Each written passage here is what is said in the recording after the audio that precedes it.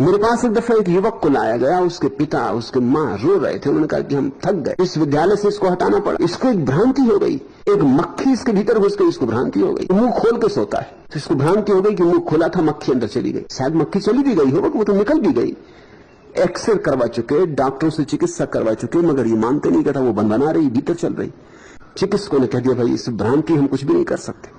किसी ने आपका नाम लिया तो आपके पास ले आए। मैंने कहा कोशिश करके देखें। मैंने कहा ये कहता है तो ठीक ही कहता होगा, जरूर मक्खी घुस गई होगी। उस युवक की आंखों में एकदम चमक आ गई। उसने कहा आप पहले आदमी जो समझे। कोई मानते नहीं मेरी, जिसको कहता हूं वही कहता पागल हो गए। मैंने कहा तुम बिल्कुल ठीक कहते, मक्खी अंदर घुसी, जब तक निकाली ना जाए कुछ हो नहीं सकता, कि तुम लेट जाओ। आंख पे मैंने उसकी पट्टी बांध दी और मैं भागा, पूरे घर में खोजबीन की कि किस तरह एक मक्खी पकड़ लूं। बड़ा मुश्किल एक मक्खी पकड़ पाया। उसकी पट्टी खुलवाई, उसको मक्खी दिखाई।